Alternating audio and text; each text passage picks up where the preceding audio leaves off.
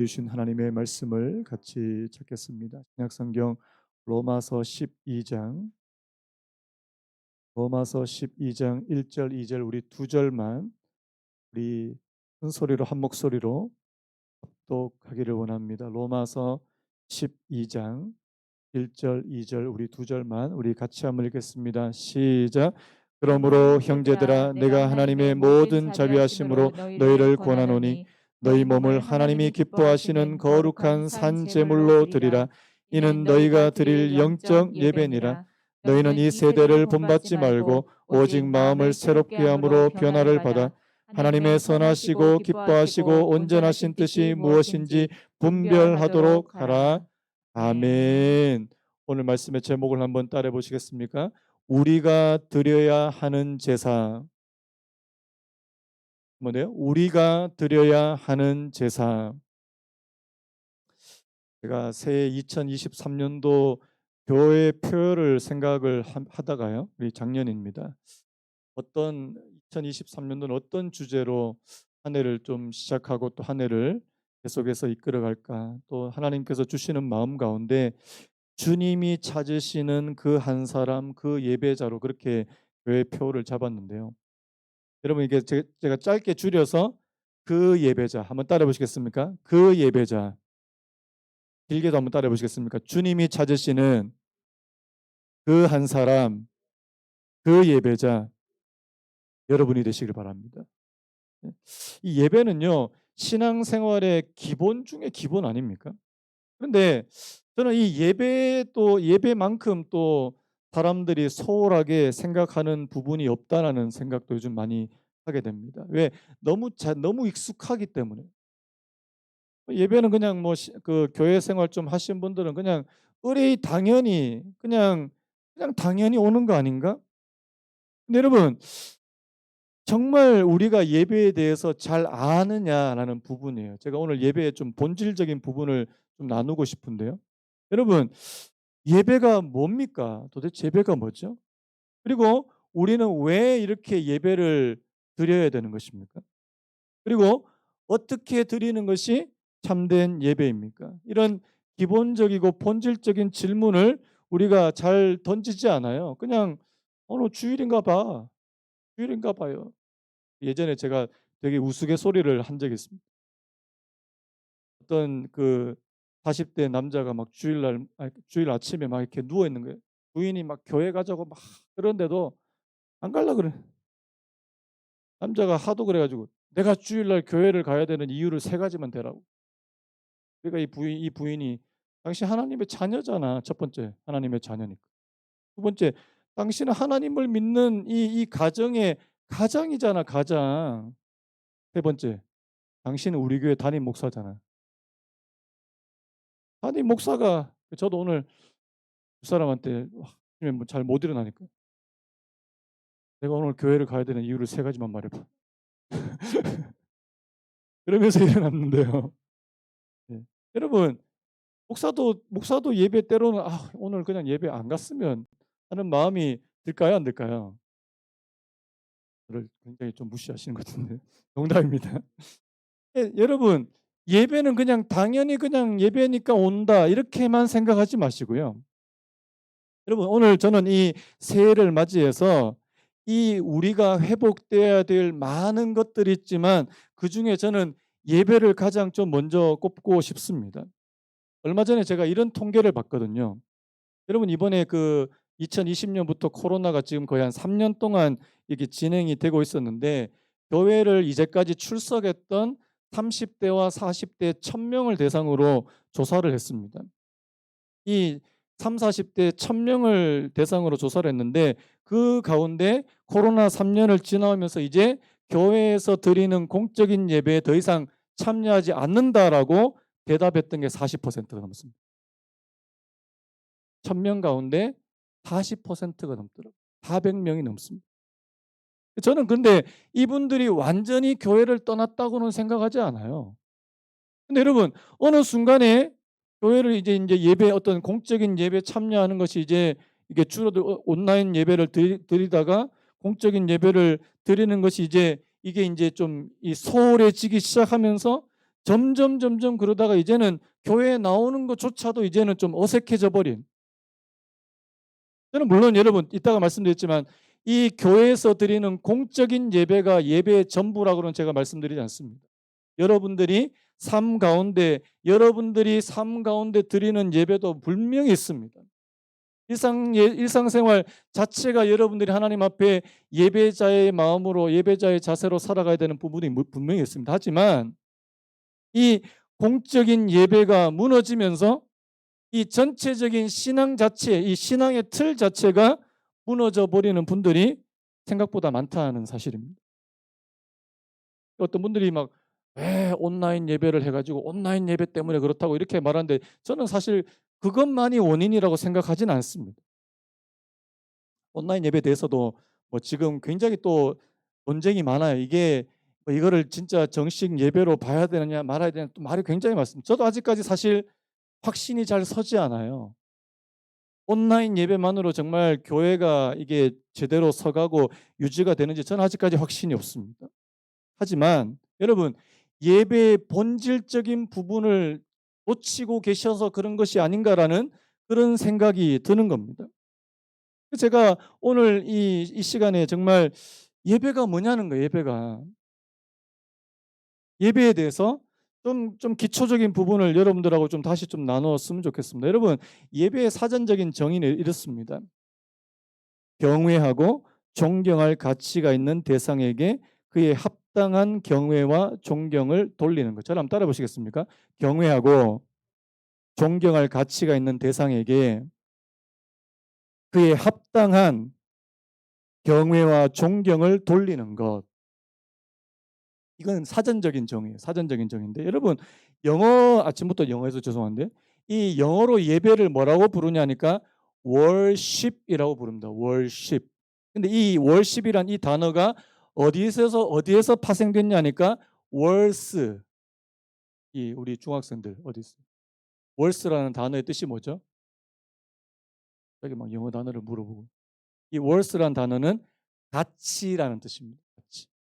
그러면 이 가치라고 하는 이 단어에서 예배라고 하는 이 단어가 파생됐다는 사실이에요. 이게 무슨 의미냐니까 여러분 이 예배는 뭐냐니까 그 대상의 가치에 맞게 대우해야 하는 것이 바로 예배라는 사실입니다. 그래서 여러분 오늘 저와 여러분들이 하나님 앞에 예배를 드린다는 것은 하나님의 이름에 그분의 가치에 걸맞게 합당하게 그렇게 대우해 드리는 것이 바로 예배라는 사실입니다. 제가 사전적인 정의 외에도 이 예배에 대한 몇 가지 그 정의를 더 가지고 왔는데 제가 소개를 좀 해드릴게요. 워렌 위얼스비라고 하는 유명한 목사님이 계신데요. 미국 목사님인데 이분이 예배를 이렇게 정했습니다. 한번 들어보시겠습니까? 예배는 믿는 자가 자신의 모든 것, 즉 지성, 감성, 의지, 몸을 다해 말씀하시고 역사하시는 하나님께 반응하는 것이다. 여러분 예배가 뭐라고요? 하나님께 반응하는 것이래요. 지성과 감성과 의지와 몸을 다해서 말씀하시고 역사하시는 하나님께 반응하는 것입니다. 그다음 또 이런 정의도 있더라고요. 폴 훈이라는 분인데요. 예배는 예수 그리스도 안에서 자기를 계시하신 하나님께 예수 그리스도를 통해 응답하는 인간의 행위다. 비슷한 말이에요. 여러분 예배는 인간의 반응이자 인간의 응답이라는 사실입니다. 그다음에 굉장히 쉬운 정의가 하나 있더라고요. 톰 라이트라고 유명한 학자가 있는데요. 예배는 모든 것을 잊고 하나님께 몰두하는 것이다. 요것만 한번 따라 보시겠습니다. 예배는 모든 것을 잊고 하나님께 몰두하는 것이다. 여러분 하나님께 몰두하시길 축복합니다. 그래서 여러분 예배는 그분 앞에 그냥 내 반응 내가 하나님 앞으로 나아가면서 진짜 몰두하면서 하나님의 그 가치를 인정해 드리고 하나님의 은혜에 반응할 수 있는 그것이 바로 이 우리가 드리는 예배라는 사실입니다. 그렇다면 여러분 오늘 저와 여러분들은 어떤 반응이어야 되냐는 사실이에요. 여러분들이 하나님 앞에 예배를 드릴 때 어떤 반응이어야 되느냐. 이 예배에 네 가지 요소가 있는데요. 이 부분을 여러분들하고 좀 나누었으면 좋겠습니다. 그 A.W. 토저라는 목사님이 하셨던 이 예배에 네 가지 중요한 요소가 있습니다. 여러분들이 하나님 앞에 나올 때 이 네 가지를 가지고 있으면 여러분들은 하나님 앞에 진짜 예배 잘 드리시는 분이세요. 첫 번째, 저를 한번 따라 보시겠습니까? 감탄. 이분이 한 유명한 말이 있어요. 예배하지 않고 감탄하는 것은 가능하지만 감탄 없는 예배는 불가능하다. 다시 한번요. 예배하지 않고 감탄할 수 있어요, 없어요? 있잖아요. 여러분 저기 어디 저는 설악산만 가도 좋던데. 설악산만 가도 막 감탄이 나오고. 근데 여러분 그 감탄만, 근데 감탄 없는 예배는 불가능합니다. 여러분 오늘 여러분들이 한번 점검해 보셔야, 하나님 나의 예배에는, 내가 하나님 앞에 드리는 예배 가운데는 감탄이 있습니까? 감탄은 뭐예요? 이 하나님의 놀라우심, 하나님의 크심, 위대하심, 하나님의 장엄함에 대해서 우리에게서 저절로 나오는 반응이 바로 이 감탄 아닙니까? 감탄. 이렇게 됐어요. 왜냐하면 예배는 하나님에 대한 감탄의 감정이 극대화되어 자연스럽게 행동으로 이어진 것이기 때문입니다. 여러분 아까도 말씀했죠. 여러분들이 정말 위대한 자연의 모습을 보러 가셨을 때 여러분들 입에서 어떤 말이 튀어나옵니까? 우리나라 말은 참 이게 감탄사가 참 별로 없다는 게 참 너무 아쉬워요. 영어에는 막 원더풀 그러고 막 이렇게 굉장히 오바를 많이 하잖아요. 판타스틱 그러고 막. 우리는 그냥 와. 요즘에 애들 감탄사 딱 하나밖에 없어요. 헐. 그밖에 없어요. 별로 감 별로 감탄사가, 여러분 우리말로 또 놀라워라 뭐 이렇게 감탄하시는 분 없어요. 감탄이 참 부족하다. 우리말에 참 감탄이 부족하다는 생각이 드는데요. 여러분 오늘 저와 여러분들의 마음과 우리의 입술에서 이 감탄이 나오는, 여러분 한번 따라 보시겠습니까? 하나님은 위대하신 분이십니다. 하나님은 크신 분이십니다. 하나님은 장엄하신 분이십니다. 여러분 우리의 입에서 진짜 이런 말, 하나님은 진짜 놀라우신 분이십니다. 놀라우신 분이십니다. 여러분 이 첫 번째 이 감탄의 요소가 여러분들 예배에 반드시 있어야 된다는 사실입니다. 그럼 두 번째가 뭐냐니까, 저를 한번 따라 보시겠습니까? 존경. 아까도 말씀했지만 여러분 우리가 예배의 대상으로 삼지 않는 대상을 존경할 수도 있습니다. 뭐 사람들 가운데 존경할 수 있지만 우리가 존경하지 않는 대상을 예배할 수는 없다는 사실입니다. 우리가 하나님을 예배할 때 반드시 들어가야 될 두 번째 요소는 바로 이 존경입니다. 여러분 하나님을 존경하십니까? 다른 말로 하나님을 경외하십니까? 이것이 없이는 하나님을 참되게 예배할 수 없다는 사실입니다. 그다음 세 번째 한번 따라 보시겠습니까? 세 번째, 매혹. 이 매혹은 뭐냐니까 우리 마음을 사로잡는 것입니다. 여러분 예배 때 여러분들의 마음이 하나님께 사로잡히십니까? 그렇게 되시기를 축복합니다. 그러면 예배가 지루하지 않습니다. 자, 예배가 따분하고 지루한 이유는 내 마음이 사로잡히지 않기 때문이에요. 어떤 분은요 쇼핑을 할 때 매혹되는 분들이 있습니다. 그냥 막 정신을 잃으세요. 쇼핑몰에 딱 들어가는 순간 갑자기 황홀경에 빠집니다. 저는 그 쇼핑몰이 예배당이라고 믿습니다. 그분한테는. 자, 자기가 원하는 걸 들었어요. 은혜가 충만해지는, 은혜가 충만해지고 갑자기 입에서 방언이 나옵니다. 말이 나. 여러분 그건 예배예요. 왜? 거기에 매혹됐다는 말입니다. 요즘에 서울에 무슨 백화점이 되게 좋다면서요. 저보고 여의도에 있는 백화점까지 가자 그러는데 저는 굳이 거기까지 가고 싶지가 않아요. 일부러 거기 간대요. 왜? 매혹된다는 거죠. 너무너무 좋다는. 나중에 천국보다 더 좋으려나 모르겠습니다. 여러분 오늘 하나님 앞에 예배하는 이 예배에 매혹이 없다는 것은 굉장히 서글픈 일이라는 사실이에요. 여러분, 여러분들의 마음이 하나님께 사로잡히게 되시기를 예수님의 이름으로 축복합니다.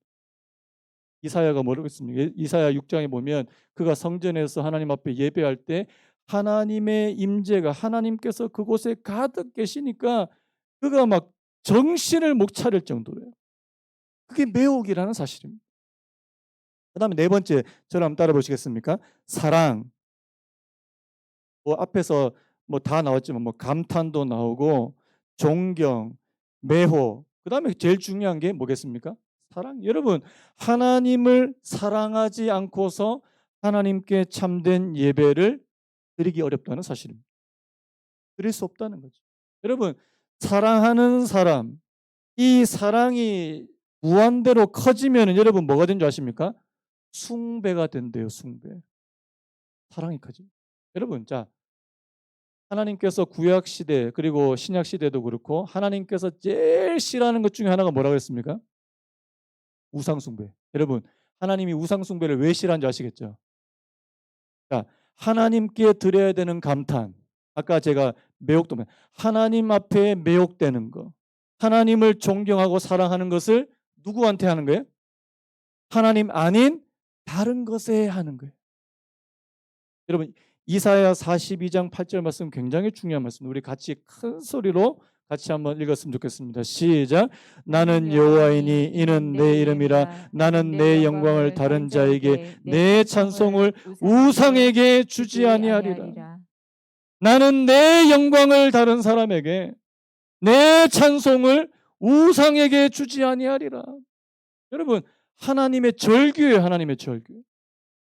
많은 이스라엘 백성들이 하나님께 드려야 될, 마땅히 드려야 될 찬양과 감사와 존경과 그 숭배를 다른 거에게, 다른 거예요.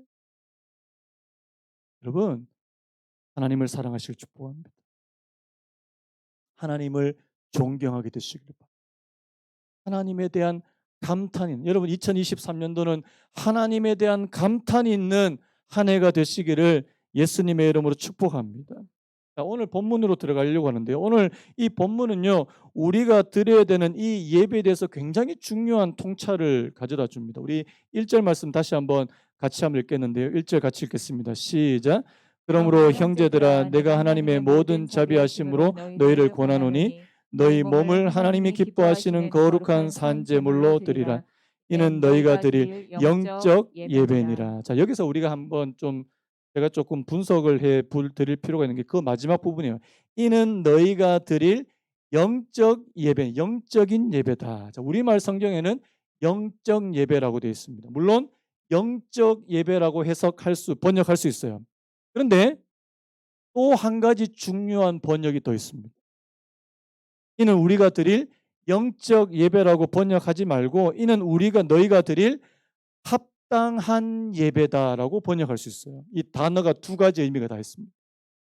제가 왜 이 번역이 중요한, 제가 세 번역으로 다시 한번 읽어드릴게요. 1절을요. 형제 자매 여러분, 그러므로 나는 하나님의 자비하심을 힘입어 여러분에게 권합니다. 여기까지 비슷하죠? 여러분의 몸을 하나님께서 기뻐하실 거룩한 산제물로 드리십시오. 그 다음 들어보십시오. 이것이 여러분이 드릴 합당한 예배입니다. 여러분, 합당하다라고 이야기하는 이 이유가 있다는 거예요. 여러분, 왜 우리가 하나님 앞에 이렇게 드리는 것이 합당한 예배인가를 오늘 이 1절과 2절에서 설명해 주고 있다는 사실이에요. 그 중에 오늘 굉장히 중요한 근거 중에 하나가, 오늘 지금 사도 바울이 로마서 12장을 시작하면서 이 하나님 앞에 우리가 마땅히 합당하게 드려야 될 예배가 되는 그 근거로 뭐라고 이야기하냐니까 바로 하나님의 모든 자비하심이라는 사실입니다. 누가 여러분한테 이렇게 묻는다고 해요. 예배는 도대체 왜 드려야 되는 거예요? 여러분 이렇게 답하면 틀린 대답이 아닙니다. 하나님의 자비하심 때문입니다. 그럼 따라 보시겠습니까? 하나님의 자비하심 때문입니다. 여러분 이 자비하심이란 이 단어가 그냥 지나쳐 갈 수 있는데 굉장히 중요한 단어입니다. 제가 이제 로마서를 제가 올해 제가 어느 정도 좀 많이 살펴보려고 하는데요. 여러분, 이 바울이 말하는 이 하나님의 자비가 로마서에서 굉장히 중요한 주제예요. 왜냐하니까 자, 특별히 이 11장까지 바울이 주로 이 복음에 대해서, 복음의 이 이론에 대해서 많이 말씀하는데, 여기에서 이 복음의 핵심 가운데 하나가 뭐냐니까 하나님의 자비하심이 있더라는 겁니다. 이게 뭐냐니까요. 여러분, 복음은 뭐냐니까 도저히 용서받을 수 없고 가치 없는 죄인들에게 주어지는 하나님의 자비하심이 복음이라는 사실입니다. 다시 한번 말씀드릴게요. 복음은 도저히 용서받을 수 없고 가치 없는 죄인들에게 주어지는 하나님의 자비하심이다. 여러분 가운데 나는 하나님께 용서받을 수 없는 사람이고 가치 없는 사람이라고 생각하시는 분 아멘요. 아무도 아멘 안 하시네요. 제가 로마서 이제 1장과 2장을 여러분들하고 나누면서 왜 인간이, 저와 여러분들을 포함한 모든 인류가 그 누구도 하나님 앞에 설 수 없는 사람인가를 제가 로마서를 이제 강의하면서 여러분들에게 자세히 설명해 드리려고 합니다. 여러분, 우리는요, 그러니까 우리 속을 드러내면 드러낼수록 선한 것이 나오는 것이 아니라 악한 것이 참 많이 나온다는 사실입니다. 저분이 되게 괜찮은 분인 것 같았어요. 이거는 뭐 누구를 겨냥하고 하는 말은, 저분이 참 괜찮은 것 같은데 사귀어 보니까 자꾸 이제 단점과 약점이 이제 막 보이는 거예요. 여러분, 제 단점과 약점이 보이십니까? 아직 잘 안 보이시죠? 가까이 안 오셔서 그래요. 100m 미인입니다. 100m 미인. 100m 밖에서 볼 때는 와, 우리 목사님 진짜 괜찮은 목사님. 근데 가까이 하면 다시 저한테 한 10m까지 가까이 보세요. 저하고 맨날 같이 살아보세요. 저희 집에 같이 사는 분도 있지만요. 살아보세요. 저의 약점과 저의 연약함과 때로는 저의 악한 것까지 다 드러난다는 사실. 여러분, 사람은 자꾸만 알아가고 자꾸만 파보면 파볼수록 소망이 없습니다. 복음이 아니고서. 이런 죄인, 이런 용서받을 수 없고 가치 없는 죄인들에게 주어진 하나님의 자비하심이 바로 복음이라는 사실입니다. 이런 인간들을 위해서 자기 아들을 죽도록 내버려 주셨고요. 그들을 믿음으로 값없이 의롭게 하셨고요. 생명을 주시는 그분의 성령을 우리들에게 보내주심으로 또 그들을 그분의 자녀로 삼으시면서 하나님의 자비하심을 드러내셨다고 로마서에서 말씀하고 있는 것입니다. 그래서 여러분, 특별히 이 로마서 9장과 11장, 우리 앞에 이제 나중에 살펴보겠지만 9장에서 11장까지 핵심 단어 중에 하나가 바로 이 자비입니다. 우리 9장 16절만 우리 같이 먼저 한번 읽어볼까요? 9장 16절 시작. 그런즉 원하는 자로 말미암음도 아니요 다른 박질하는 자로 말미암음도 아니요 오직 긍휼히 여기시는 하나님으로 말미암음이니라.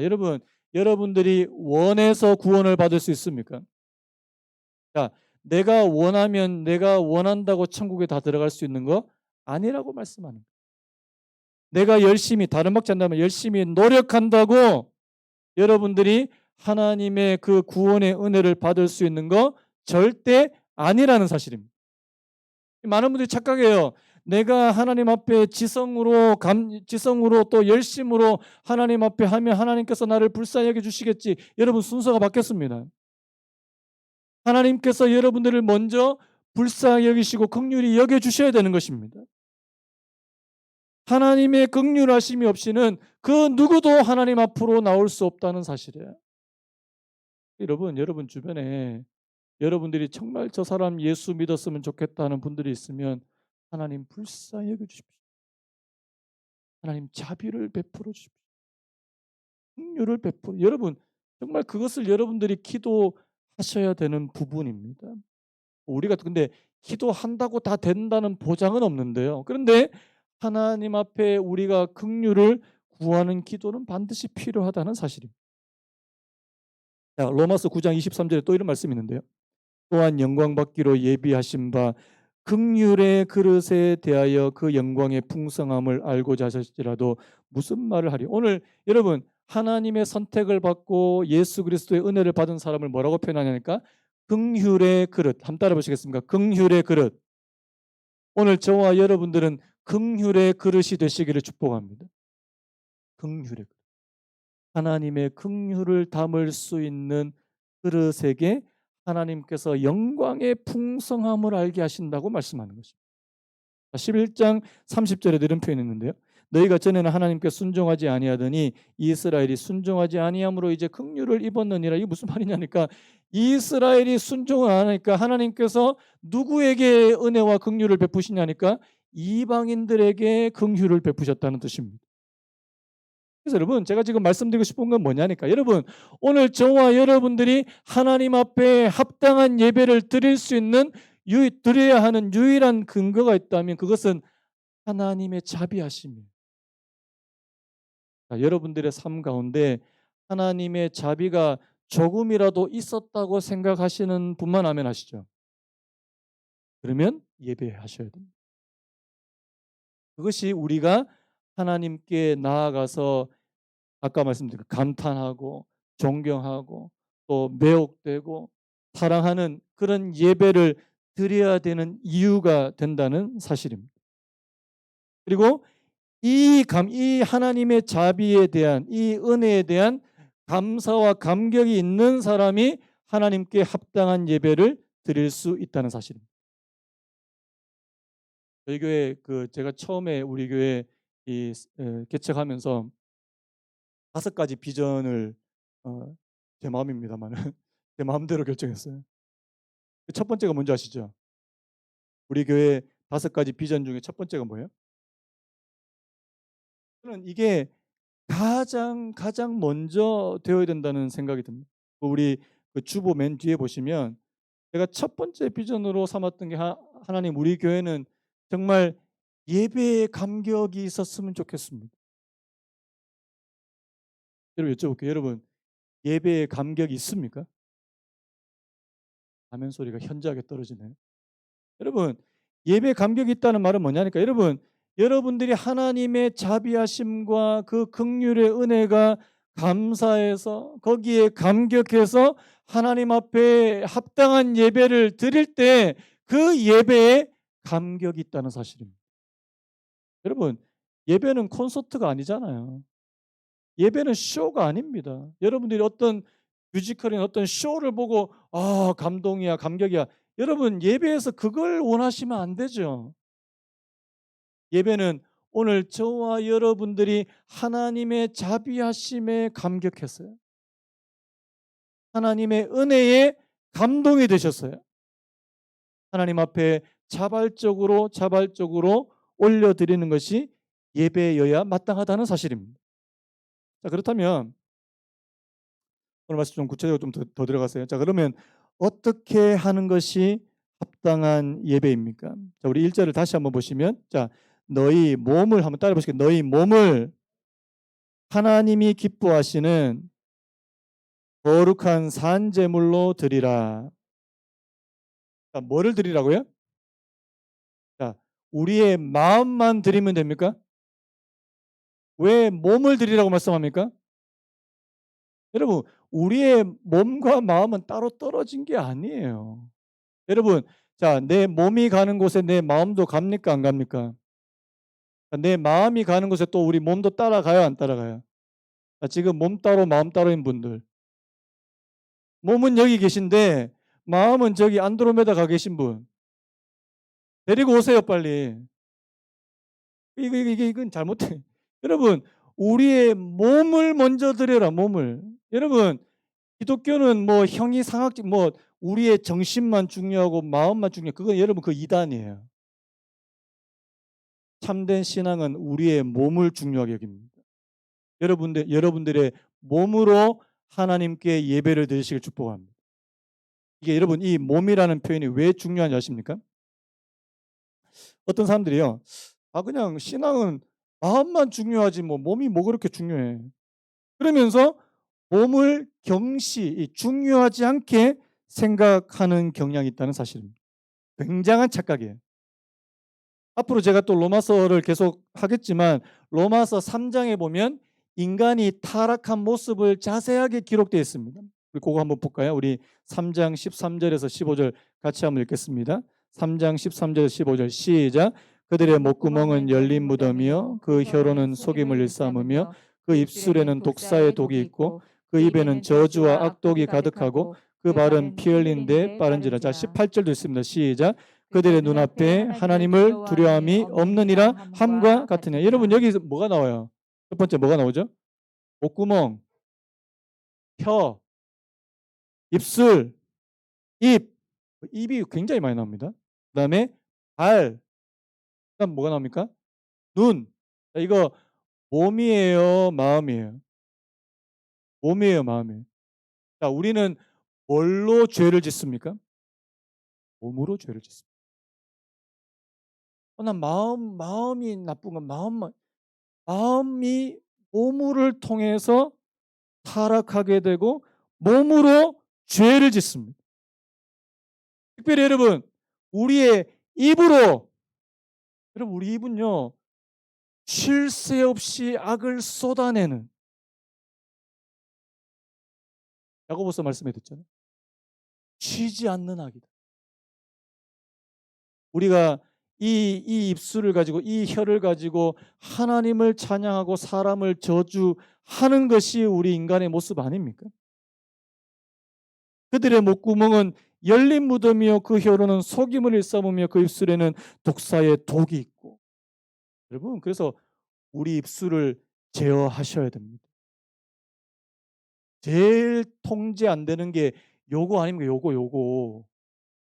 저도 막 제 입을 막 때리고 싶을 때가 있어요. 이거 진짜 통제 안 되는. 여러분 다윗이 시편에서 하나님 내 입술에 파수꾼을 세워 주십시오. 왜 이렇게 기도했겠습니까? 여러분 다윗도 말 실수 많이 했다는 거 아니겠습니까? 우리의 혀로 끊임없이 죄를 범하고 다른 사람의 마음에 상처를 입히고 독사의 독이 있고. 여러분 우리의 마음으로만 죄 짓는 거 아닙니다. 우리 몸으로 짓는 거라는, 몸으로요. 그다음에 그 눈앞에는 하나님을 두려움이 없대요. 그래서 여러분 우리의 몸이 타락돼요. 여러분 하나님의 은혜는 뭔지 아십니까? 오늘 그 죄로 물든 저와 여러분들의 몸을 새롭게 만드셔서 그 몸을 가지고 하나님께 영광을 돌리게 만드신다는 사실입니다. 여러분 이게 놀라운 거예요. 우리가 하나님을 알기 전에는 그냥 어떤 분들 내 몸뚱아리 그냥 뭐 내 마음대로 하는데 뭐 어떠냐고. 아닙니다. 내 몸을 함부로 그렇게 했는데 여러분 예수 그리스도께서 오늘 저와 여러분들에게 찾아오시면서 우리의 몸을 다시금 새롭게 만드시는. 여러분 오늘 저와 여러분들의 몸으로 하나님께 영광을 돌리시길 축복합니다. 우리가 하나님 앞에 예배 드리는 것도 우리 몸으로 드리는 것이라는 사실입니다. 우리 로마서 6장 13절도 우리 같이 한번 읽어볼까요? 로마서 6장 13절 시작. 또한 너희 지체를 불의의 무기로 죄에게 내어주지 말고 오직 너희 자신을 죽은 자 가운데서 다시 살아난 자 같이 하나님께 드리며 너희 지체를 의의 무기로 하나님께. 여러분 여기 나오는 이 지체를 몸이라고 바꿔 쓰시면 돼요. 너희 몸을 불의의 무기로 죄에게 내어주지 말고. 여러분 여러분들의 몸을 죄에게 맡기지 않는 은혜가 있기를 간절히 바랍니다. 너희 몸을 의의 무기로 하나님께 드리라고 말씀하고. 그래서 여러분 몸으로 죄 짓지 않는, 특별히 내 입술로 내 말로 죄 짓지 않는. 그래서 여러분 오늘 저와 여러분들이 우리의 몸으로 먼저 하나님 앞에 영광. 그래서 여러분 일주일 동안 실컷 여러분 마음대로 막 오만 말하고 막 다른 사람 다 상처 주고 와서 주일날 여기 와서 오 하나님 영광을 받으소서. 여러분 영광 받으시겠습니까? 안 받으시겠습니까? 안 받으십니다. 여러분, 그래서 오늘 이 주일 예배는 여러분들이 6일 동안 여러분들이 예배를 일상생활 가운데 예배 드리는 것의 결과물이라는 사실이에요. 결과물입니다. 나 그냥 주일 가서 예배 한번 아닙니다. 오늘 하루 하나님 앞에 내가 서기 위해서 내가 일주일 동안 하나님 앞에 일상생활 가운데 서 계시는 여러분들이 되셔야 된다는 사실이에요. 그래서 여러분, 예배는 두 종류가 있습니다. 오늘처럼 여기 모여서 하나님 앞에 공적으로 드리는 이 공적인 예배가 있는가 하면 여러분들의 일상의 삶 가운데 드리는 예배가 있다는 사실입니다. 어떻게요? 내 몸을 가지고 내가 하루하루를 하나님과 함께 죄 짓지 않고 하나님의 뜻에 맞게, 그리고 이따가 나옵니다. 하나님의 뜻을 분별하며 그렇게 살아가는 것입니다. 그래서 여러분, 오늘 말씀에 보니까 1절 말씀에 보니까 여러분, 너희 몸을 하나님이 기뻐하신 거룩한 산 제물로 드리래요. 구약에서 제사 제물은 어떻게 드렸습니까? 동물을 죽여서 드렸습니다. 근데 여기서는 살아있는, 여기서 이 산 제물이란 말은 바로 이 활력이 넘치고 살아있는 상태로 드리는 것입니다. 여러분, 오늘 저와 여러분들은 죽은 제물이 아니라 산 제물로 하나님 앞에 드리는 제물처럼 되어 있다는 사실. 근데 특별히 여기서 중요한 게 하나님이 기뻐하시는 거룩한 요 수식어가 중요합니다. 여러분, 하나님이, 저를 한번 따라 보시겠습니까? 하나님이 기뻐하시는 거룩한 산 제물. 자, 이 하나님이 기뻐하신다는 말을 다른 말로 하면 하나님이 받으실 만한, 여러분들 누구한테 음식을 차려드렸어요. 음식을 다 드십시오. 근데 도저히 인간이 먹을 수 없는 음식을 이제 애들이 이제 엄마한테 그런 얘기를 한대요. 엄마, 인간이 먹을 수 있는 음식을 좀 해달라고. 요리를 얼마나 못하셨으면.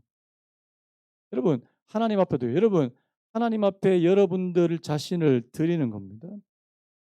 받으십시오. 근데 하나님이 보시기에 도저히 못 받겠는 거예요. 여러분, 그 예배가 합당한 예배, 하나님 앞에 드려지는 예배가 되겠습니까? 안 되겠습니까? 안 되는 거예요. 그냥 이 자리에 나온다고 다 예배가 되는 것이 절대 아니라는 뜻입니다. 하나님께서 여러분들 한 사람 한 사람이 하나님께서 받으실 만한 분들이 되셔야지 하나님께서 기쁘게 받아주시는 줄로 믿습니다. 여러분, 구약의 제사 제도가 왜 그렇게 까다로운지 아십니까? 동물들 가운데 흠이 있거나 어디 뭐 다리가 부러졌거나 뭐 어디 좀 없는 거 절대 하나님 앞에 올릴 수 없다는 사실입니다. 왜요? 하나님은 온전한 것만 받으시기 때문에 그렇다는 사실. 여러분, 오늘 저와 여러분들이 예수 그리스도 안에서 내가 하나님께서 기뻐 받으실 만한 제물로 하나님 앞에 드려지시기를 예수님의 이름으로 축복합니다. 그러기 위해서 우리 6일간의 삶이 중요한 거예요. 6일간의 삶이 왜 중요한지 아십니까? 6일간 그냥 뭐 내 마음대로 막 노세 하다가 주일날 와서 주여. 나중에는요, 이게 일상의 삶과 예배가 완전히 분리되어 있는 이 이중적인 사람이 되어버립니다. 여러분, 여러분들의 6일의 삶이 오늘 이 자리에서 여러분들이 드리는 그 예배를 결정짓는다는 사실을 기억하시기 바랍니다. 그래서 제가 보니까 이 하나님이 받으실 만한 이 하나님이 기뻐하시는 이 거룩한 산제사를 세 가지로 이렇게 표현해 놨더라고요. 한번 제가 읽어 드릴게요. 전적으로 하나님의 목적에 맞게 드리는 사람. 하나님의 목적에 맞게. 두 번째, 하나님이 그들의 삶을 계속해서 정결케 하시는 것으로. 여러분들이 하나님 앞에 날마다 정결하게 되시기를 축복합니다. 그다음에요, 하나님의 뜻에 부합하게 애쓰는 자로 드린다는 뜻입니다. 이따 조금 더 설명드릴게요. 그래서 여러분, 우리의 몸으로 드리는 예배는요, 이 교회 예배당 안에서만 드리는 예배가 절대 아닙니다. 아까도 말씀했지만 여러분들이 하루하루 매일매일 살아가는 그 삶 가운데 여러분들의 몸이 하나님께서 받으실 만한 제물이 되어가는 것. 그것이 하나님께 드리는 첫 번째 예배의 중요한 요소라는 사실입니다. 그 다음에 두 번째, 그러면 이 몸으로 하나님 앞에 기쁘시게 하기 위해서 뭐가 필요하냐? 우리 2절이 굉장히 중요한데요. 자, 우리 2절 말씀 같이 한번 읽겠습니다. 2절 시작. 너희는 이 세대를 본받지 말고 오직 마음을 새롭게 함으로 변화를 받아 하나님의 선하시고 기뻐하시고 온전하신 뜻이 무엇인지 분별하도록 하라. 여러분, 이 1절 말씀이 되기 위해서 2절 말씀이 필요하다는 사실. 우리가 하나님 앞에 하나님께서 기뻐하시고 거룩한 산 제물로 드리기 위해서 반드시 필요한 것 첫 번째, 저를 한번 따라 보시겠습니까? 이 세대를 본받지 말라. 여러분, 이거는 반드시 되어야 되는. 이 세대를 본받지 말라는 말은 뭡니까? 이 세대가 추구하는 방향대로, 이 세대의 가치관대로, 이 세대가 중요시 여기는 모든 것들과 본받지 말라는 말입니다. 자, 구약에 이와 비슷한 말씀이 있어요. 레위기 18장 말씀인데요. 제가 한번 읽어볼게요. 너희는 너희가 거주하던 애굽 땅의 풍속을 따르지 말며 내가 너희를 인도할 가나안 땅의 풍속과 규례도 행하지 말고. 자, 어디를 따르지 말라고요? 애굽 땅의 풍속도 따르지 말고 가나안 땅의 풍속과 규례도 행하지 말고. 자, 어떻게 하라고요? 너희는 내 법도를 따르고. 저를 한번 따라 보시겠습니다. 너희는 내 법도를 따르며 내 규례를 지켜 그대로 행하라. 이겁니다. 여러분, 신앙생활은 다른 거 없어요. 이 세상이 가르치는 가르침을 따라가지 않고 하나님께서 가르치는 가르침을 따라가는 게 신앙생활입니다. 쉽게 말하면. 자, 세상에서 뭐라고 가르칩니까? 뭐니 해도 머니가 최고야. 성경에는요, 돈을 사랑하는 것이 일만하게 뿌리가 된답니다. 충돌이에요. 굉장한 충돌입니다. 돈에 대해서 완전히 세상의 가르침과 하나님의 가르침은 완전히 충돌해요. 여러분, 어느 쪽으로 따라갈 거냐는 겁니다. 하나님이 가르쳐 주시는 대로 따라가시기 바랍니다. 여러분, 이게 안 되면 어떻게 됩니까? 이스라엘 백성들이 가나안 땅에 살면서 가나안 사람들화 돼 버립니다. 이방 사람들화 돼. 하나님의 백성이 아니라, 자, 문의는 하나님의 백성인데 실제로 그들의 삶을 보면 하나님의 백성이 전혀 아닌 사람이 돼 버려요. 여러분, 하나님께서 받으시지 않습니다. 심지어는 하나님이 나중에 제사를 막 예배를 자꾸 오면은 뭐라 그러십니까? 역겹다 그러면 역겹다. 역겹다. 아니, 평소에는 하나님 아니고 이방의 그런 것들을 하고 실컷 그렇게 살다가 하나님 앞에 와서 예배드리고 제사 드린다 그러면 하나님께서 내가 너희를 토해버리고 싶다. 여러분, 우리가 하나님 앞에 진정한 예배를 드리기 위해서 첫 번째, 이 세대를 본받지 않는 은혜가 있어야 된다는 사실입니다. 하나님, 내가 이 세상의 물결에 휩쓸리지 않고, 특별히 우리 아이들이요. 하나님, 이 세대의 물결에 휩쓸리지 않고 하나님의 가르침대로 가려고. 여러분, 이게 싸움이에요, 싸움. 이 싸움입니다, 이것은. 가치관의 싸움이고, 이거는 이 신앙, 영적인 이 믿음의 싸움이에요, 이거는. 싸우셔야 돼요. 요즘에 뭡니까, 그거, 동성애 차별금지법 통과해야 된다, 안 된다, 막. 왜요? 차별금지법이 통과되면은 이런 것들에 대해서 옳고 그름에 대해서 이게 동성애가 옳다 그러다 아니다는 겁니다. 여러분, 동성애가 그 사람들에 맞게 그 이야기하면 그 사람들 다 이게 옳은 것입니까? 성경이 분명히 아니라고 얘기하는데요. 그럼 제가 이제 동성애는 그 하나님 앞에 맞는 게 아닙니다. 이거 순리가 아닙니다. 그러면 이제 저보고 편협되고 고집스러운 저런 목사를 봐라. 차별금지법. 그럼 저는 이제 잡혀가는 뭐 벌금을 내든지 잡혀가는 거예요. 제가 무슨 말씀을 드리고 싶은 거냐, 여러분 싸움입니다. 이 세대를 본받지 않으려고 하는 싸움. 하나님께서 말씀하시는 대로 가려고 하는 그 싸움이에요. 이거 첫 번째고요. 그다음에 두 번째가 뭔지 아십니까? 자, 이 세대를 본받지 말고만 되는 것이 아니고 그다음 저를 한번 따라 보시겠습니까? 오직 마음을 새롭게 함으로 변화를 받아. 여러분 두 번째가 더 중요한데 여러분 이 세대를 본받지 않으려고 할 때 이 세대를 본받지 않고 우리가 되어야 될 것이 바로 하나님께서 기뻐하시고 온전하신 그 뜻을 분별해야 되는데 그것을 하기 위해서 마음을 새롭게 함으로 변화를 받아야 된다는 사실입니다. 여러분 오늘 저와 여러분들이 하나님 앞에 참된 예배를 드리기 위해서는요. 마음을 새롭게 하고 변화를 받으셔야 됩니다. 사람이 힘으로 안 돼요. 하나님의 말씀과 성령으로만 가능하다는 사실입니다. 여러분 하나님의 성령이 여러분들의 마음을 새롭게 해 주실 줄로 믿습니다. 하나님의 말씀이 여러분들을 새롭게 해 주실 줄로 믿습니다. 그런데 문제는 뭐냐니까 내가 이 세대를 본받으면 하나님의 말씀이 잘 안 들어와요. 내가 이 땅이 너무 재밌어. 이 땅에서 노는 게 너무 재밌어. 죄송한데 하나님의 말씀이 잘 안 들어옵니다. 말씀은 재미없어요.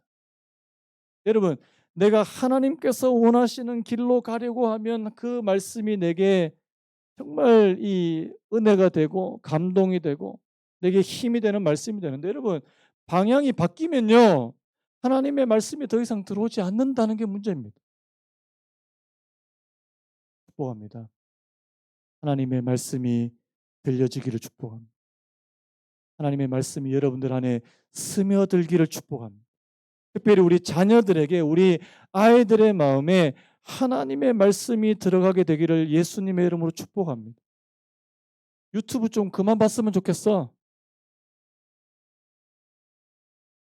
우리 엄마들도 애들 밥 안 먹는다 그러면 다 유튜브 다 틀어주더라고요.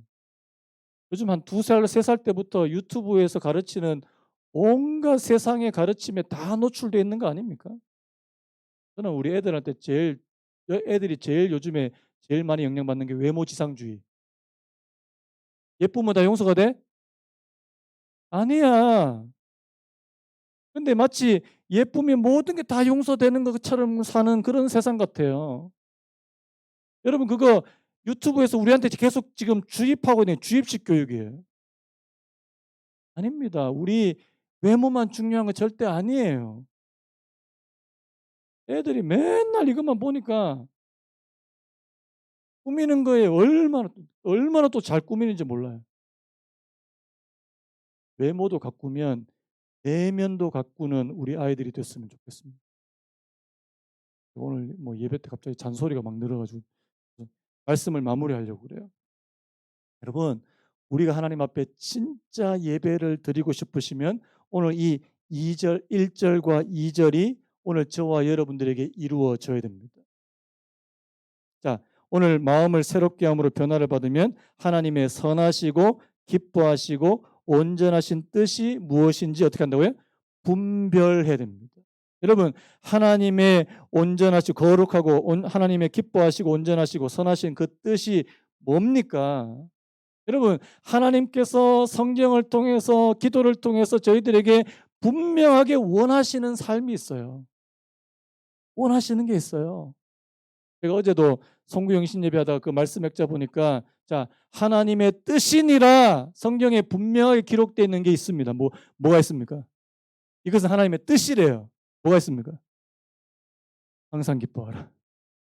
쉬지 말고 기도하라. 범사에 감사. 이는 예수 그리스도 안에서 너희를 향하신 하나님의 뜻이래요. 자, 항상 기뻐하세요. 속으로 어떻게 항상 기뻐하냐고. 쉬지 말고 기도하십시오. 어떻게 쉬지 않고 기도하냐고. 여러분 하나님이 우리에게 불가능한 것을 요구하시는 겁니까? 여러분 이게 불가능하다고 생각되면 우리 영원히 이 뜻을 성취하며 살 수 없을 것입니다. 하지만 가능한 거예요. 여러분 쉬지 말고 기도하라고 교회 24시간 붙어 계시라는 말 절대 아닙니다. 여러분들의 삶 가운데 내가 잘 때도 내가 걸어갈 때도 내가 밥 먹을 때도 하나님, 하나님. 저는 여러분 길게 기도 안 해요. 딱 한마디 합니다. 주여. 뭐 길게 할 거 있습니까? 하나님. 아셔요. 여러분 뭐 이렇게 장황하게 기도해야 됩니까? 하나님, 아버지. 그럼 하나님께서 제 마음을 아세요. 기도입니다. 쉬지 않는 기도가 있기를 축복합니다. 쉬지 않는 기도 있을 때 뭐가 되는 줄 아십니까?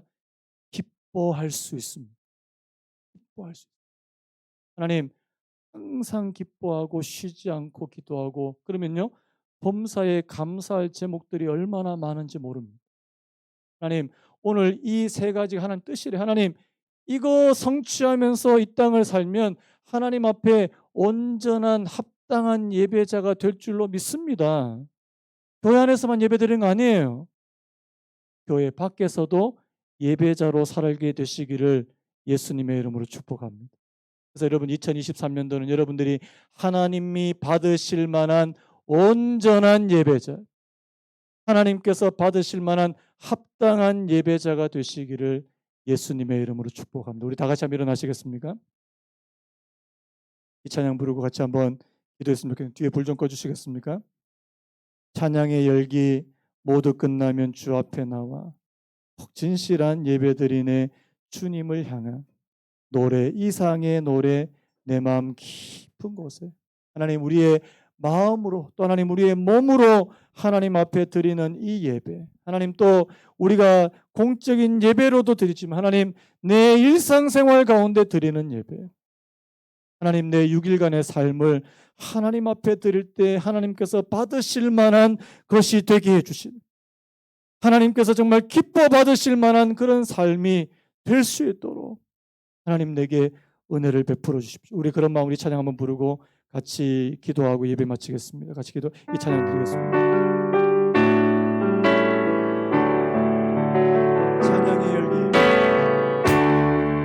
찬양의 열기 모두 끝나면 주 앞에 나와 더욱 진실한 예배들 더욱 진실한 예배드리네 주님을 향한 노래